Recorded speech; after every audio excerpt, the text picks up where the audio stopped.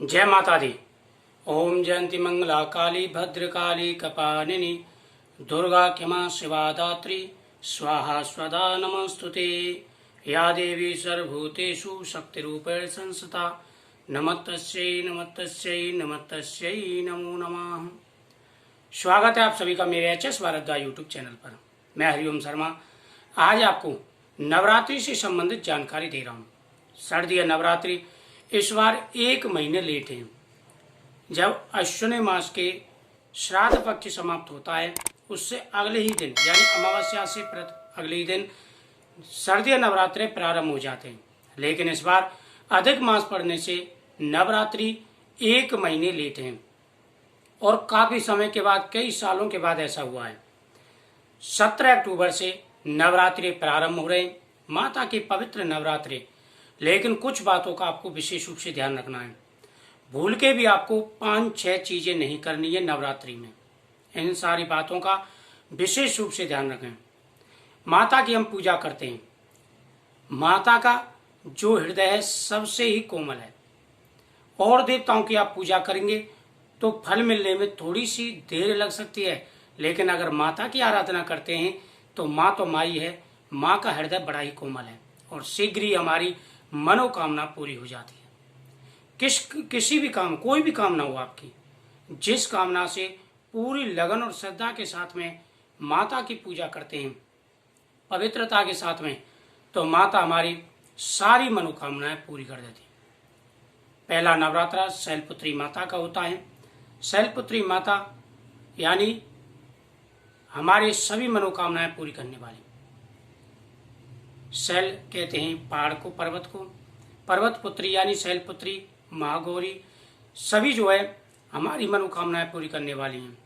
और इस नवरात्रों में आप पुत्र प्राप्ति के लिए, धन प्राप्ति के लिए, नौकरी के लिए, प्रमोशन, हर प्रकार के जो है कार्यों के लिए उपाय भी कर सकते हैं। उपाय की वीडियो में डालूंगा, आपको मिल जाएंगी।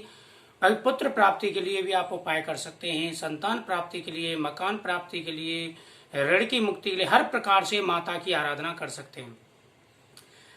कुछ बातों का आपको विशेष रूप से ध्यान रखना होगा। जब भी आप नवरात्रों की पूजा प्रारंभ करें तो उस समय एक पटले पर माता की मूर्ति स्थापित करें।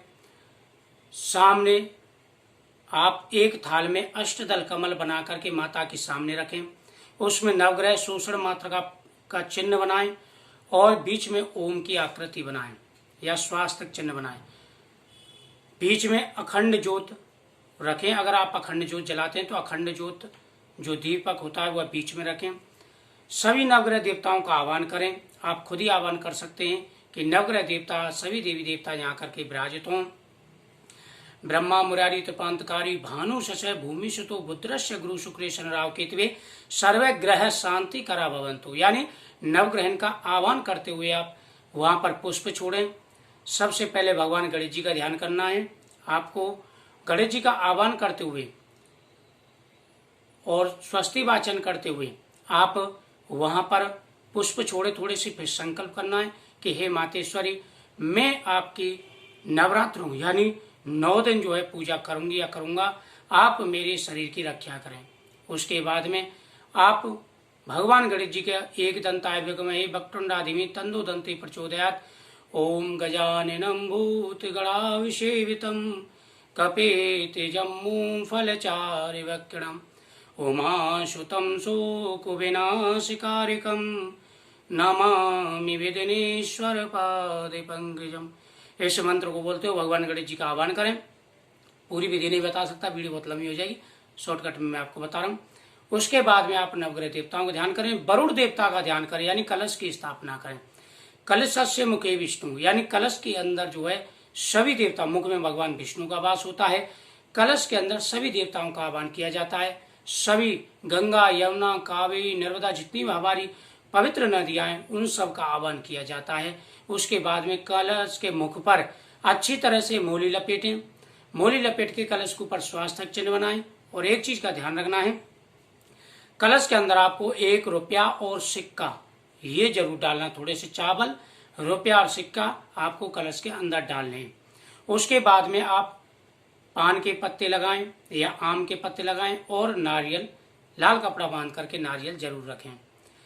उसके बाद में आपको अखंड ज्योत प्रज्वलित करनी है माता का ध्यान करते हुए और माता से प्रार्थना करते हुए, सर्व मंगल मांगल्ये शिवे सर्वार्थ साधके शरण्य त्र्यंबके गौरी नारायणी नमस्तुते। हे मातेश्वरी, आप हमारी पूजा को जो स्वीकार करें। ऐसा कहकर के माता की ज्योत जलाएं। ओम आभव्यमे सताम। ओम दीपम ज्योति परम ब्रह्म दीपम ज्योति जनार्दन दीपो हरतु मे पापम संध्या दीपम नमस्तुते या प्राप्त दीपम नमस्तुते। आप जो भी दीप प्रज्वलित कर रहे हैं तो उस समय आप इस प्रकार से लगा सकते हैं। तो माता हमारी सारी मनोकामनाएं पूरी करेंगे। अब कुछ बातों का आपको विशेष रूप से ध्यान रखना होगा। नवरात्रों के अंदर आपको भूल करके भी मीट आदि का प्रयोग घर में नहीं करना है। अब आप ध्यान रखें किन किन बातों का आपको ध्यान रखना है। नवरात्रों में भूल करके भी आपको मीट आदि का प्रयोग नहीं करना है। दूसरी बात, नवरात्रों में अगर संभव हो सके तो भूमि पर शयन करें, पलंग फोल्डिंग आदि पर शयन ना करें। नंबर 3, ब्रह्मचर्य का पालन। नवरात्रों में विशेष रूप से ध्यान रखना है कि ब्रह्मचर्य का पालन करना है। नंबर 4, नवरात्रों में पूरे नवरात्रे घर के अंदर कोई भी दारू या लहसुन प्याज का प्रयोग ना करें। इस चीज का भी विशेष रूप से आपको ध्यान रखना है। नंबर 5, किसी का अपमान, बुजुर्गों का अपमान या किसी का भी अपमान आपको नहीं करना है। नंबर 6, किसी से भी लड़ाई झगड़ा और देवी देवता का अपमान, इन 6 बातों का आपको विशेष रूप से ध्यान रखना होगा। पुत्र प्राप्ति के लिए आप ये कर सकते हैं, जब अष्टमी आप पूजेंगे, कंचके पूजेंगे,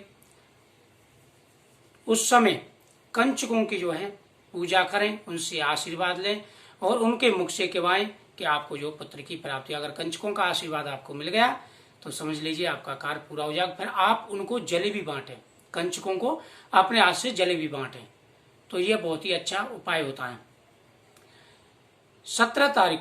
17 अक्टूबर को सुबह 7:52 से लेकर के 9:19 तक पूजा का बहुत ही अच्छा मुहूर्त है। कलश स्थापना का, अखंड ज्योत का बहुत ही अच्छा मुहूर्त है। उसके बाद में फिर 12:12 से लेकर के 4:30 बजे तक शुभ मुहूर्त चलेगा। 9:19 से लेकर के 10:45 तक राहु काल चलेगा। तो राहु काल में आपको भूल के भी पूजा नहीं करनी है। इस बात का विशेष रूप से ध्यान रखना है। नवरात्रि की जब हम पूजा करते हैं तो कई बातों का विशेष रूप से ध्यान रखा जाता है। अमावस्या का, भद्रा का, राहु काल का, इन 3 चीजों का ध्यान रखा जाता है। इन 3 चीजों को छोड़ करके माता की पूजा की जाती है। लेकिन इस बार ना तो भद्रा है ना ही अमावस्या है, सिर्फ राहु काल है। राहु काल के समय को आपको छोड़ देना है। इस प्रकार से माता की आराधना आप करेंगे तो माता आपकी सारी मनोकामनाएं पूरी करेंगी। आने वाले समय में कई सारी वीडियो आपको मिलेंगी जो मैं माता की पूजा के बारे में आपको जानकारी दूंगा। मुझे उम्मीद है आपको जानकारी अच्छी लगी तो वीडियो को लाइक शेयर जरूर करें। जय माता दी।